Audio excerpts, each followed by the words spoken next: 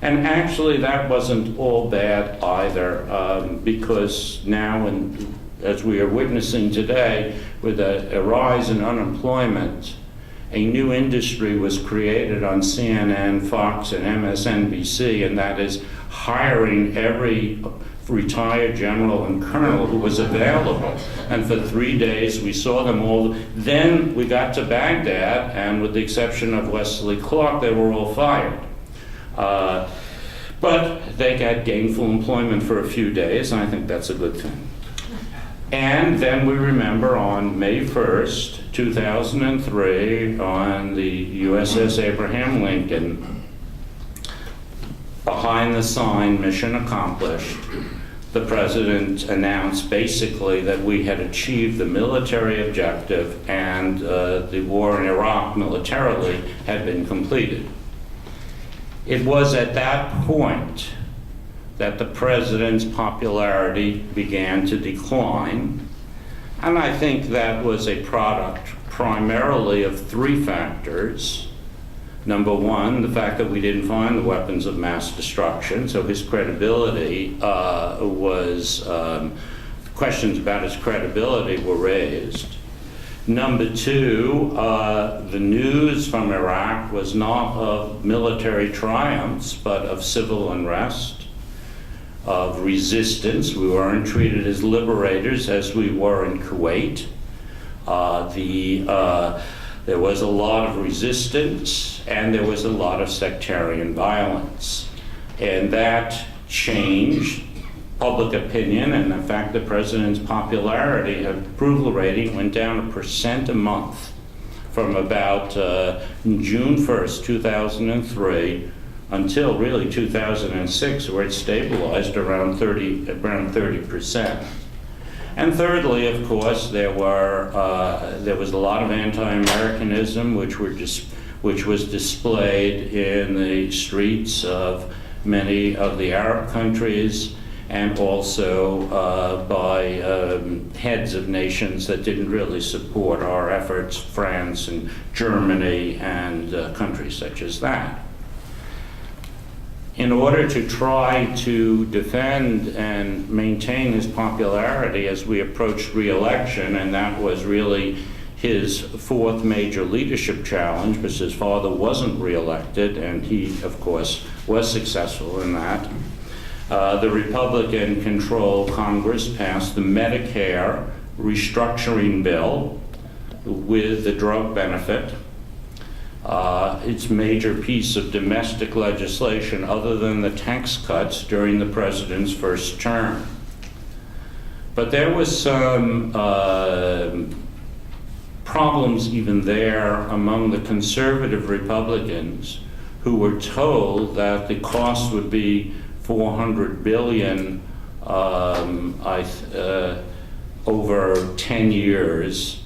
And then it came out, a man by the name of William Foster, who was an actuary for the Medicare system, said no, it was much higher than that. And of course, it has become even higher than that. So Republican conservatives felt that Bush was not leading them in the right direction. They had also opposed the nationalizing of the Transportation Security Agency, and they were upset with the increase in size, and particularly the great increase in the budget deficit that occurred during the Bush presidency. And this was to come and haunt the president after his re-election. Now, he was re-elected, and so that I would say, so as his fourth leadership dilemma, I think he was re-elected for three reasons. One, the Republicans did a very good job on John Kerry.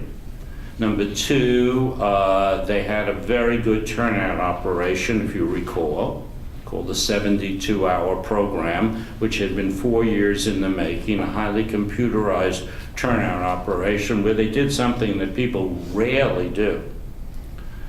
They looked at some political science field research, and they discovered that personal contact of, let's say, 13 people will turn out one who otherwise wouldn't have turned out. This is one of those rare exceptions where political science, contemporary political science, became relevant to what's going on today. And he won thirdly because of character issues. Now, I've done some writing on this, and what I'm going to say now is very, very brief, but I'd be happy to elaborate it a little bit later. I think all along, George W. Bush had wanted, in one way, perhaps unconsciously, I'm not sure, to show his father, prove to himself that he could be an even better president than his father was. Now, when his dad was president from 88 to 92, there were 3 public criticisms that were voiced about his dad. One was the so-called wimp factor. Remember, Newsweek had a headline on that in October 1988, that his father wasn't as strong and assertive as Ronald Reagan was. The second was that he lacked vision, particularly during the recession of the early 1990s, that it wasn't that he was a bad person, but he just didn't get it, the Democrats said, and we always have that little incident where he looked at this high-tech exhibit in Baltimore in December of 1991. He saw a scanner, a security scanner. It wasn't a grocery store scanner, but it was a security scanner. That's neat. And the reporters who were following him included he'd never been in a grocery store and didn't see how that, so he just didn't get it. That reinforced the image. And thirdly, that he was inconsistent. He was not ideological, he was pragmatic, read my lips, no new taxes, and then taxes went up in 1990, as they probably should have been, given the size of the deficit. But those were 3 criticisms. And I think if we looked at President George W. Bush in his first 4 years, he was the very opposite of his father. He was very strong. For George W. Bush, actions have always spoken louder and more clearly than words. 2, he had a very clear vision. Some people today might say it's too simplistic, but in those days, it was the axis of evil versus the good people. It was to try to give people their God-given human rights as human beings and to promote democracy around the world. And he believed that's what he was doing. I'm sure he still believes that about Iraq and perhaps about Afghanistan. So he has a clear vision.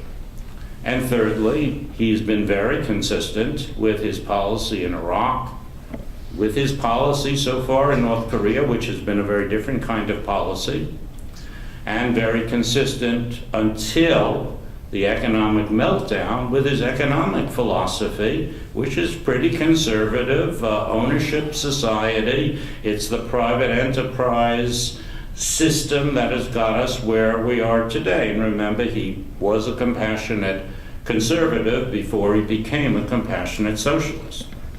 So at any rate, what you had was a president who demonstrated strength, vision, and consistency, and people like presidents who are consistent. They want to, even if they don't agree with them, they like to know which direction the president is going. I think that contributed to his re-election in 2004. So I would say of the 4 leadership dilemmas he had in his first term, 3 of them were clearly successes, and the one in Iraq was mixed. It was a military success, but it wasn't a full-fledged, certainly, success in achieving what he wanted to achieve, other than regime change. Okay. Now we go into term 2, and this is a very different term, as we know, which comes out a very different way. Number 1, he, and maybe Rove wasn't there at this point, misread the 2004 election.